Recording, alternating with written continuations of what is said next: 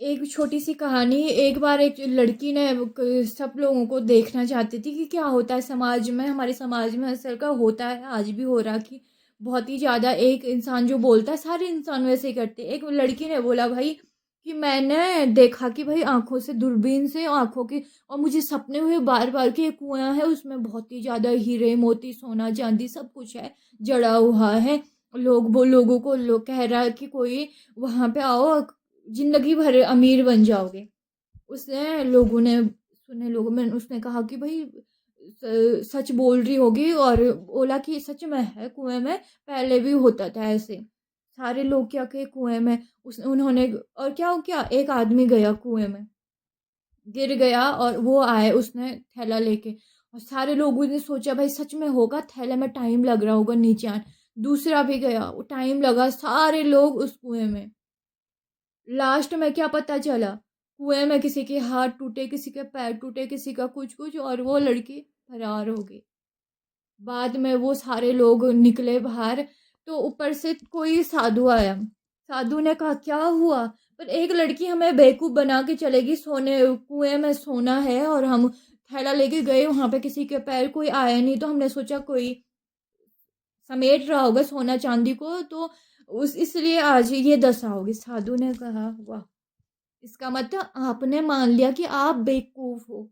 वो चतुर बुद्धि की थी, आप बेवकूफ हो।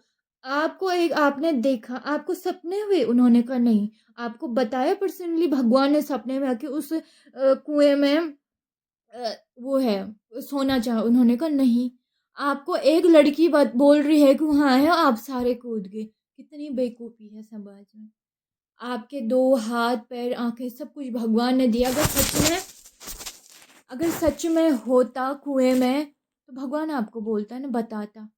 उससे इतनी मोहब्बत कैसी हुई भगवान को, उससे बताया आपको। अगर उसे बताया रहता, वो खुद कुएं में जाती, थैला जितने भी सोना चांदी है उसे उठा के ले जाती, आपको बताया। क्योंकि ये अभी सोना चांदी हीरे मोती की बात है, उसको दिखाया। भगवान तो ये बोलता कि आप किसी को नहीं बताना। अगर बोल भी देता था वो आपको बताती नहीं। अगर भगवान वो उन्हें बता, पहले आपको भी बता। आपको भी अगर होते तो आपको भी वही सपने होते जो उससे, आपको किसी को हुए नहीं। अर्थात तो लास्ट में क्या, वो बेवकूफ़ बन गए। तो वही बात होती है कि मैं अपने पहाड़ में हूँ, चमोली डिस्ट्रिक्ट में। 21वीं और 20वीं और 21वीं के मध्य में एक लड़की, फिर उसके फैमिली मेंबर्स को, उसके ननिहाल वालों, उसके भाइयों को किसका शिकार बनाया जाता है, सांप का। नागिन ने दूसरा, फिर एक ने बोला, दूसरे ने माना, और किसी ने बोला कि एस्ट्रोलॉजर भी ऐसे बोल रहे, साधु संतों को बदनाम किया। लास्ट में नतीजा क्या निकला कि साधु संतों ने बोला शास्त्र में ऐसा कुछ नहीं है, भगवान के अंश आएंगे, वो सारे हम भगवान को, भगवान के जो सेवक होंगे, भगवान उन्हीं के द्वारा समाज के लिए कुछ कार्य करने की जिम्मेदारी देगा, चाहे स्वप्न में या कुछ स्वप्न में दे सकता है। नहीं, इतनी हिम्मत नहीं भगवान सामने आए, इतने पुण्य किसी ने नहीं किए, और इतनी एनर्जी को कोई सहन नहीं कर सकता कि भगवान भगवान है। और कलयुग में तो उस भगवान की जो जिम्मेदारी होती है ना धरती में मानव के लिए, भगवान उसे देता है। और मुझे सरस्वती ने जो जिम्मेदारी दी कि आपको कुछ संदेश भेजना, वो मैं भेज रही हूँ, मेरा कुछ हाथ नहीं है। तो क्या हुआ कि वही लोगों ने क्या किया, एक आदमी के चक्कर में सारे एस्ट्रोलॉजर भी बदनाम हुए, साधु संत भी बदनाम हुए, और सारे समाज ने क्या किया, उनकी बात मानी, एक लड़की को शिकार बनाया। समाज ऐसा था ना कि लड़की जब जाती थी ना, उसे जानवर को जो बोलते ना घर में डॉगी को, वैसे वैसी हरकत भी किसी ने की कि जैसे जो उसको बुलाने को सुना किसी और को, तो ऐसी हरकतें की, मारा पीटे जो भी है। लेकिन किसकी वजह से, और सारे समाज के लोग क्या करे, तमाशा देखे। तो वो लोग उसी तरह है जैसे कुएं में एक इंसान की वजह से कूदे ना सारे लोग, तो वो समाज के लोग भी, चमोली के जो भी है, शेरों वाला गांव या बागों वाला गांव लगा लो, या पत्थरों वाला गांव लगा लो, जब अपनी बुद्धि के हिसाब से नहीं चलता इंसान, दूसरों की बुद्धि के हिसाब से चलता ना, तो उनकी वही हाल है। जब कुएं में जो लोग गिरे ना, उनके हाथ पैर, तो वही, और खुद को उस वक्त लगता खुद को दोषी समझना चाहिए, जिस पे थोड़ा शर्म है ना, वो खुद को दोषी समझता है। तो वो हाल हुए कि भाई एक इंसान बोल रहा ना, क्यों बोल रहा, किस लिए बोल रहा, उसने ना देखा सुना, और समाज के लोग उनकी बातों में, जबकि समाज के लोगों ने भी ना देखा सुना, ना समाज के लोगों को कोई पंडित ने, एस्ट्रोलॉजी ने बोला, ना ही उन्हें सपने हुए, ना ही उन्हें साक्षात दर्शन हुए। सिर्फ एक आदमी के कहने से पूरा समाज क्या होता है, अश्लील बातों को फैलाता है और अश्लील चीज़ों को क्या करता, बखान करता। वो अश्लीलता सिर्फ वो जो बोल रहा ना वो भी नहीं दिखता। एक आदमी के चक्कर में पूरा समाज गंदगी की ओर जा सकता, अगर अब हमने अपनी बुद्धि और विवेक से काम नहीं किया।